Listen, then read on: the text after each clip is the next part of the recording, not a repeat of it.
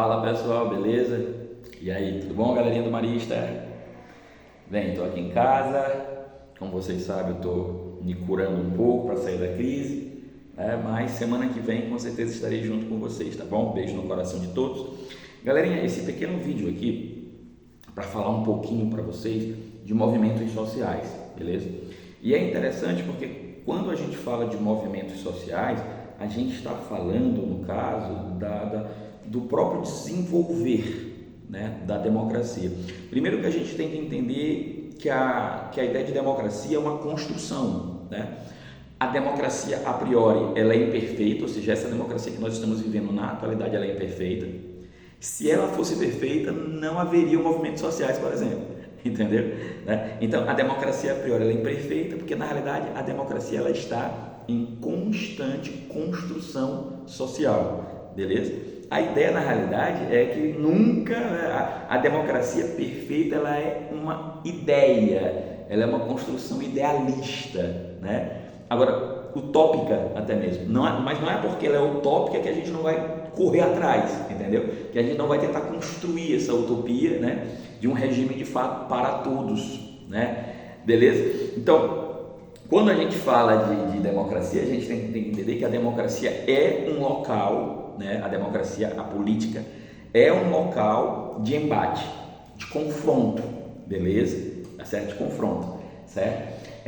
Quando a gente fala de confronto, galerinha, eu não estou falando para vocês confrontar uma ideia é você discordar, beleza? Eu não estou falando para vocês de conflito, beleza? De guerra, tá bom? Estou falando de confronto, tá certo? Então, não ódio, entendeu? Mas sim o confronto de ideias para que a partir daí possa se discutir, no caso, chegar ao bem comum. Essa é a ideia da democracia, tá bom? A democracia, na realidade, é o governo dos divergentes. A democracia entende que dentro de uma sociedade existe a divergência social. E é por isso mesmo que surgem, por exemplo, instituições como partidos políticos. Beleza? Que são instituições tradicionais, Você para pensar quais são as instituições tradicionais, por exemplo, de um regime democrático. A gente tem, por exemplo, sindicatos, como um exemplo clássico de instituição. A gente tem também, por exemplo, os partidos políticos, no caso, como instituições tradicionais, tá bom? Mas quando a gente fala de movimento social, o que é um movimento social? O que é um movimento social? Bem, é um conjunto de pessoas que se reúne com um objetivo em comum, e que usam estratégias de confrontação, social, com o objetivo de gerar uma transformação dentro da sociedade, beleza?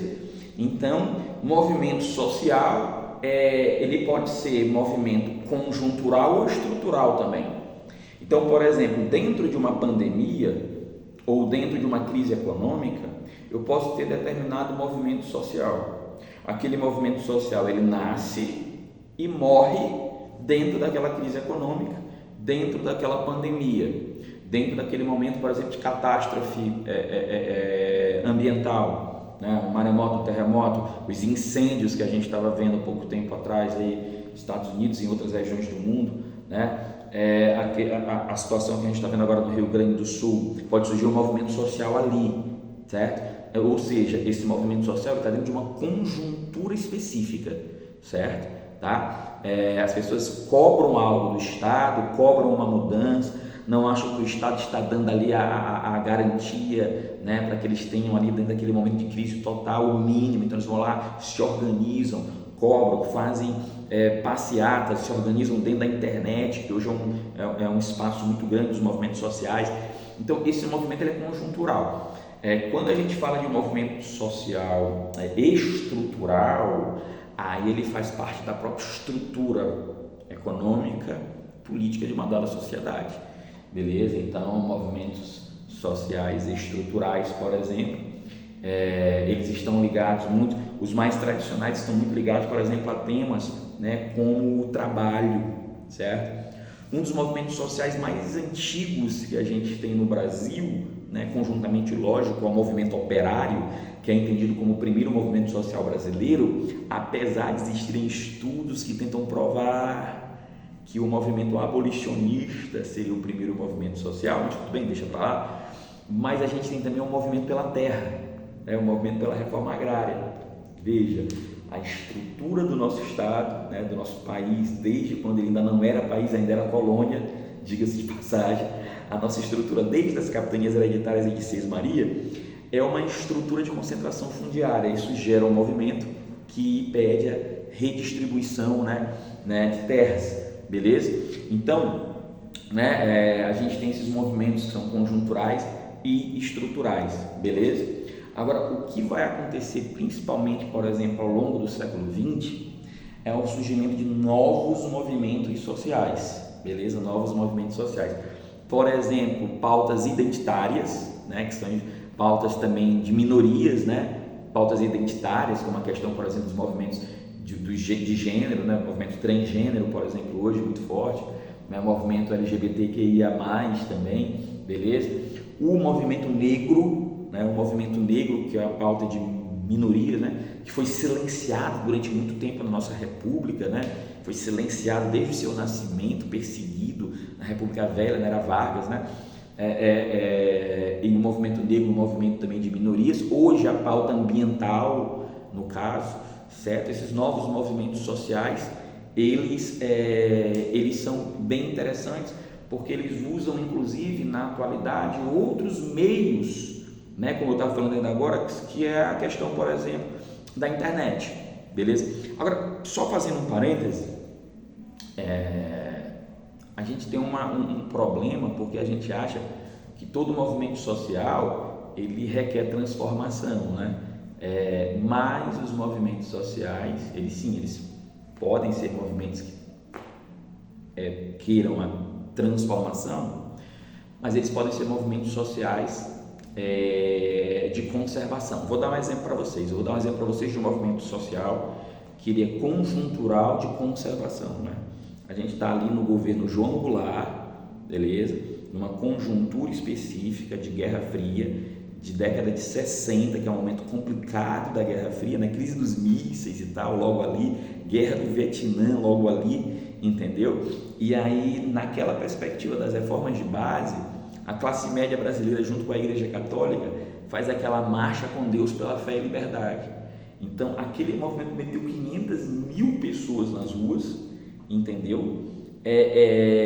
Querendo, no caso, a ideia da manutenção da democracia, ou manter, porque ele era contra reformas estruturais. As reformas de base são extremamente estruturais, como vocês já sabem, vocês já estudaram com o tio Ramsés na história. E aí o que acaba acontecendo? Aquele movimento é um movimento conservador dentro de uma conjuntura específica, beleza? Tá? O movimento, por exemplo, das diretas já, um movimento, no caso, conjuntural, certo? Mas aí é de transformação, certo? Por que de transformação, gente?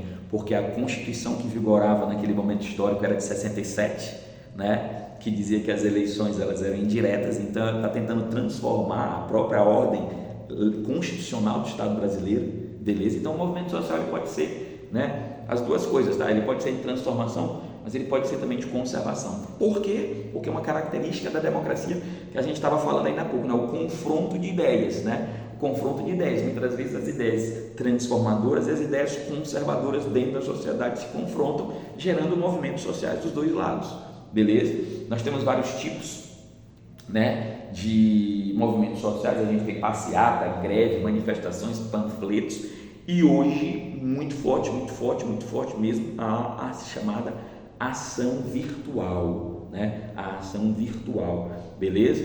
Tá? Bem, chama a atenção para os senhores e senhoritas para a Lei 5.250 de 1967, Por quê? Porque é ela que estabelece a liberdade de manifestação e de pensamento e de informação no Brasil, beleza? Então ela dá a liberdade de manifestação, liberdade de pensamento e de informação, beleza? Agora, ela estabelece limites para isso, tá bom? Beleza? Não é porque você está no movimento social que você pode, por exemplo, pregar guerra com outro país, isso é crime, beleza? Que você pode pregar a subversão da ordem, beleza, tá? Que você pode pregar a subversão da ordem, entendeu? Ou seja, você não pode ir contra o Estado Democrático de Direito, pregando, por exemplo, intervenção militar, é crime, beleza? E você não pode, certo, usar a sua liberdade de pensamento para ser preconceituoso, beleza?